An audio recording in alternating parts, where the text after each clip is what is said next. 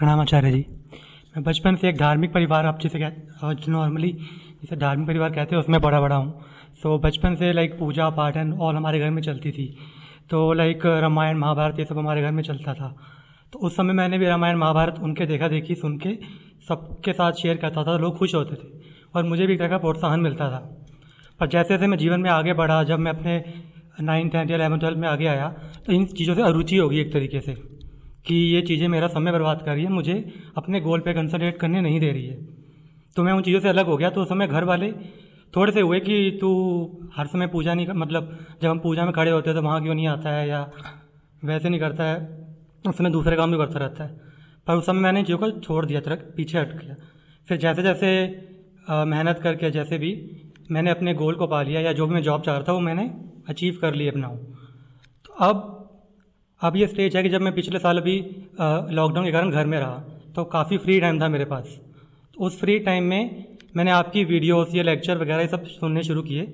तो मेरा फिर से स्पिरिचुअलिटी की तरफ उतना ध्यान बढ़ गया और मैं सब आपकी वीडियोस जगह जगह शेयर करने लगा, अपने दोस्तों से बांटने लगा। सो अब वो इतना विरोधाभास क्यों कर रहे हैं? मतलब मुझे नहीं पता वो क्या कर रहे हैं। वो थोड़ी शिविर में आए हैं। तुम छोटे से बच्चे हो गया कि मम्मी पापा की शिकायत दूसरे डैडी जी से करने आए हो। और 26 की उम्र में जिससे तुम बात कर रहे हो वो भी अगर ऐसे ही किसी की शिकायत किसी से कर रहा होता तो आज मैं तुम्हारे सामने बैठा होता। मैं क्यों इस बात पर ध्यान दूं कि तुम्हारे मम्मी पापा तुम्हें रामायण महाभारत पढ़ाते थे कि नहीं पढ़ाते थे, आज वो तुम्हारी रुचियों को पसंद करते हैं कि नहीं करते हैं, ये उनका मामला है। वो जब शिविर में आएंगे उनसे बात कर लूँगा। तुम अपनी बताओ। मुझे रोकते हैं मतलब तुम 26 साल के हो, तुम छोटे से बच्चे हो, ऐसे शिकायत कर रहे हो खड़े होकर के।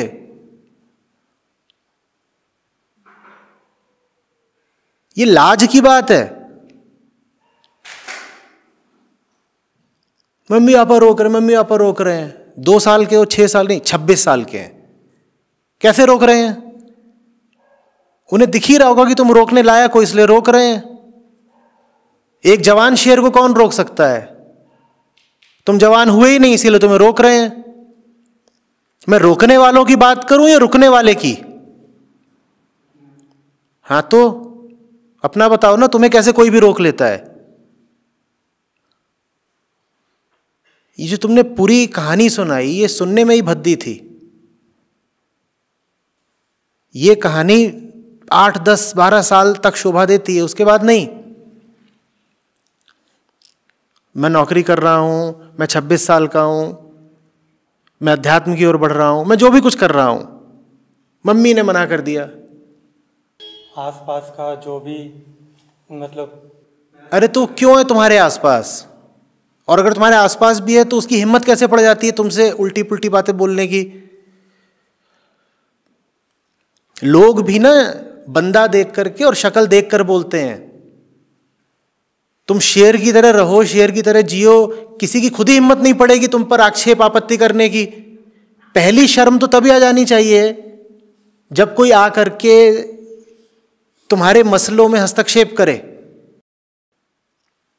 बात यह नहीं है कि उसने जो भी कहा वो सही है गलत, बात यह है कि उसने जो भी कहा उसने कह कैसे दिया। जरूर तुमने ही ऐसे सिग्नल दिए हैं कि मैं कमजोर आदमी हूं और मुझसे कोई कुछ भी कह सकता है। तुमने अपना ब्रांड ऐसा लुचुर पुचुर बना के रखा है।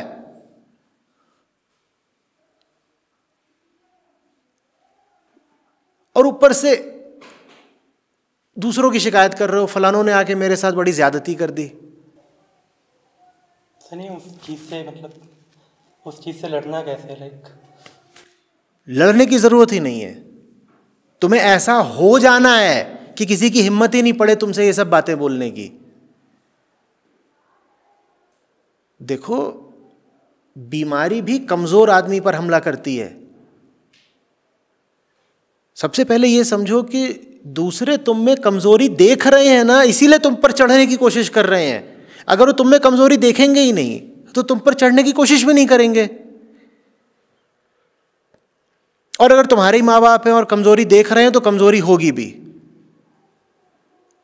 वो बिल्कुल तुम्हारी असलियत से वाकिफ हैं, उन्हें दिख रहा है कि ये लड़का तो है ही कमज़ोर, तो इसका हाथ उमेट सकते हैं, इसके कान भी मरोड़ सकते हैं। नहीं तो 26 साल के जवान पर कौन धौंस चला सकता है?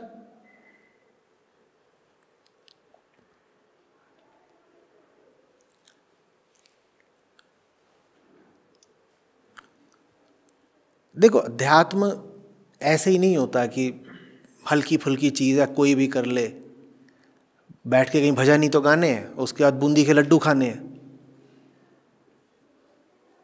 ये पंजीरी वाला अध्यात्म किसी काम का नहीं होता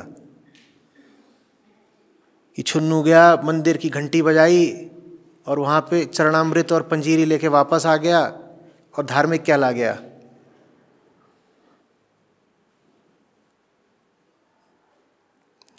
जिगर चाहिए, हौसला चाहिए, भीतर जरा आग चाहिए, आंखों में तेज चाहिए। किसी की हिम्मत नहीं होनी चाहिए तुमसे फालतू बात करने की। पहला अपमान तो यही है कि वो ऐसी बात कर कैसे गया। उसके बाद तुम उसको सजा दे लो, चाहे उसको मना कर दो, इससे नुकसान की भरपाई नहीं होने वाली। सबसे पहले तो यही पूछो अपने आप से कि इसने ऐसी बात करी, माने इसने मुझ में जरूर कोई कमजोरी देखी है, कर कैसे दी ऐसी बात।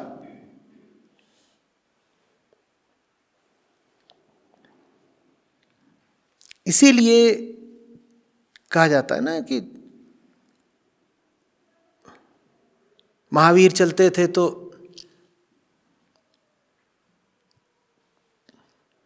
जो हिंसक पशु भी होते थे वो बिल्कुल ऐसे गाय की तरह हो जाते थे।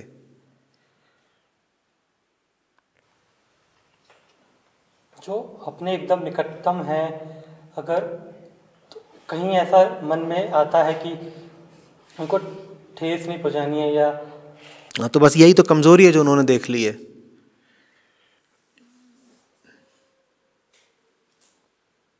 यही तो कमजोरी है जो देख ली है तुमने, उन्होंने।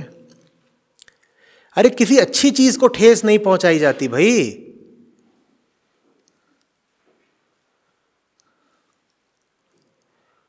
तुम्हारे घर में जाले लगे होते हैं, तुम क्या बोलते हो? इनको ठेस नहीं पहुंचानी है। तो अगर आंखों में जाले हों, कैटरैक्ट, उसको भी ठेस नहीं पहुंचानी है।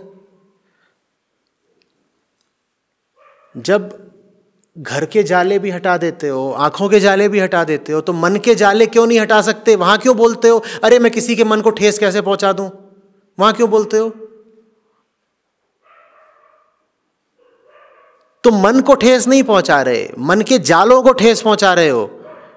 और तुम जिसके मन के जाले साफ कर रहे हो उस पर एहसान कर रहे हो। ठसक के साथ करो। इसमें शर्मिंदा होने की क्या बात है कि मैंने फलाने को ठेस पहुंचा दी?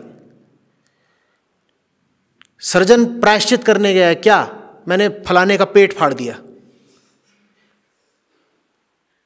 भाई तुमने एहसान करा है उसकी सर्जरी करके, तुम प्रायश्चित किस बात का कर रहे हो?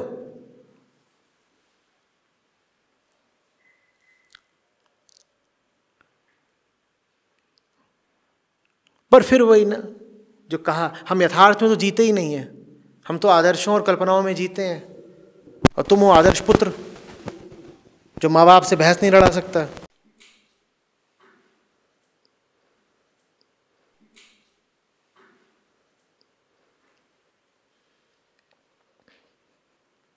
न सच बड़ा है, न आज़ादी बड़ी है।